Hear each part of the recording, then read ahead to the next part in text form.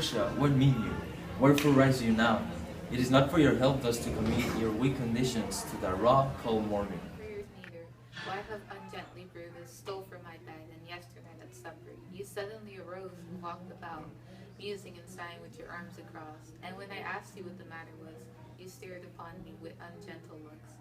I urged you further, then you scratched your head, and too impatiently stamped with your foot. Yet I insisted, yet you answered not, but with an angry warfare of your hand, gave sign for me to leave you. So I did, fearing to strengthen that impatience, which seemed too much enkindled and withal, hoping it was but an effect of humor, which sometime hath his hour with every man.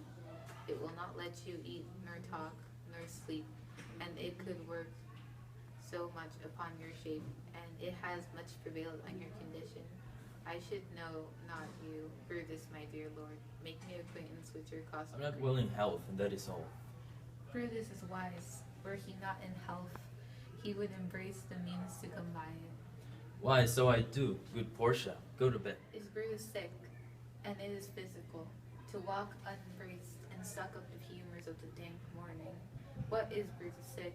And will he steal out his wholesome bed, to dare the vile contagion of the night, and tempt the roofery and unpurged air, to add unto his sickness? No, my Brutus, you have some sick offense within your mind, and with the right and virtue of my place, I ought to. And upon my ease I charm you by my once commended beauty, by all your vows of love, and that great vow, which did incorporate and make us one, that you unfold to me, yourself, your half. Why are you happy, and what men tonight have had to resort to you? For here has been some 6 or 7 who did hide their faces even from darkness. Kneel not into Portia. I should not need if you were gentle, Brutus, within the bond of marriage. Tell me, Brutus, is it accepted you should know no secrets out of bring to you? Am I yourself, but as it were in sort of invitation, you keep with your meals, comfort your bed, and talk to you sometimes? You are my true and honorable wife, as dear to me as the rudy drops that visit my sad heart. If this were true, then should I know the secret. I grant I am a woman, but withal, a woman that Lord Brutus took to wife. I grant I am a woman, but withal, a woman well respected. Cato's daughter. Think you I am no longer than my sex? Being so fattered, so husband, tell me your counsel. I will not disclose them. I have made strong proof of my constancy, giving myself a voluntary wound. Here in my thigh, can I bear with this patience, and not my husband's secrets? O ye gods, render me worthy of this noble wife. Right. Hark, hark, one knocks. Portia, go in a while, and by thy bosom shall partake the recent secrets of my heart. All my engagements I will construe to thee, all the character of my sad brows.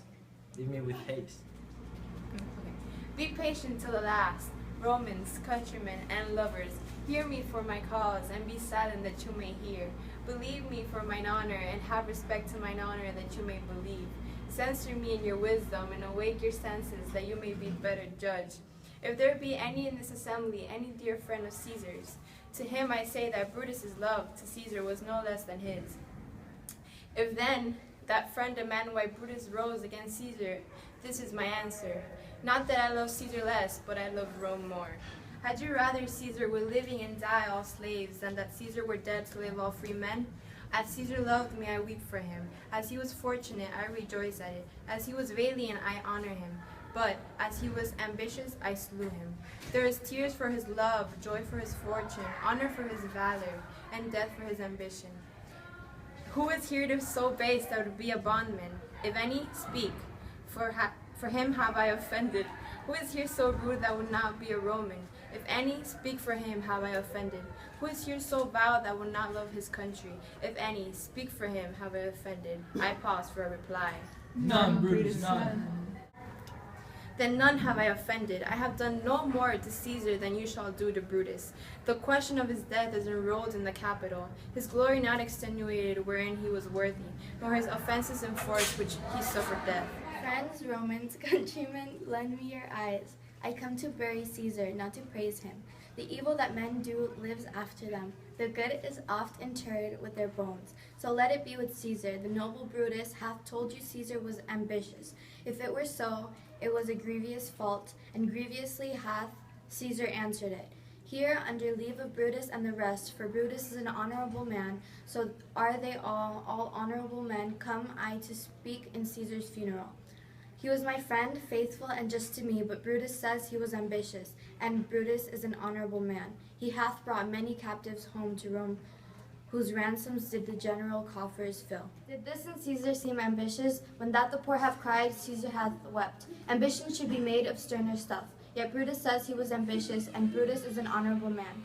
You all did see that on the Lupercal I thrice presented him a kingly crown, which he did thrice refuse. Was this ambition?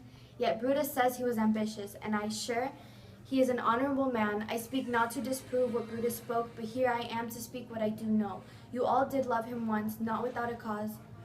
What cause withholds you then to mourn for him? O judgment, thou art fled to brutish beats, and men have lost their reasons. Bear with me. My heart is in the coffin there with Caesar, and I must pause till come back to me. But yesterday the word of Caesar might have stood against the world. Now lies he there, and none so poor to do him reverence. O masters, if I were disposed to stir your hearts and minds to mutiny and rage, I should do Brutus wrong, and Cassius wrong, who you all know are honorable men. I will not do them wrong. I rather choose to wrong the dead, to wrong myself and you. Then I will wrong such honorable men. But here's a parchment with the seal of Caesar. I found it in his closet.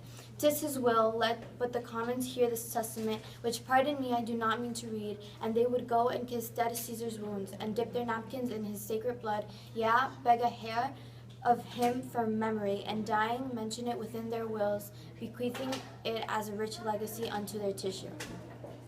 Have patience, gentle friends, I must not read it. It is not meet you know how Caesar loved you. You are not wood, you are not stones, but men. And being men, bearing the will of Caesar, I will inflame you. It'll make you mad. 'Tis good you know not that you are his heirs. For if you should, oh, what would come of it? Will you be patient? Will you stay a while?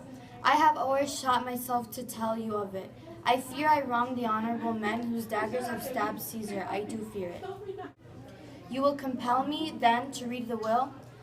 Then make a ring about the corpse of Caesar, and let me show you him that made the will.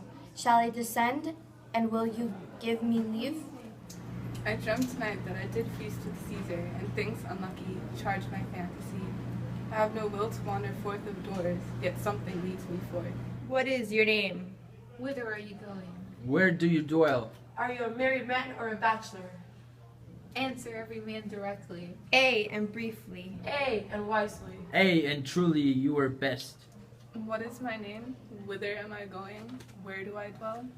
Am I a married man or a bachelor? Then to answer every man directly and briefly, wisely and truly, I say I am a bachelor. That's as much to say as there are fools that marry. You'll bear me a bang for what I fear. Proceed directly. Directly, I am going to Caesar's funeral. That matter is answered directly. As a friend or an enemy? As a friend. That matter is answered directly. Or your dwelling briefly? Briefly, I dwell by the capital. Your name, sir, truly. Truly, my name is Cinna. Tear him to pieces, he's a conspirator. I am Cinna the poet. I am Cinna the poet. Tear him for his bad verses. Tear him for his bad verses. I am not Cinna the conspirator. It is not a matter of his name Cinna. Pluck with his name out of his heart and turn him going. Tear him! Tear him! No.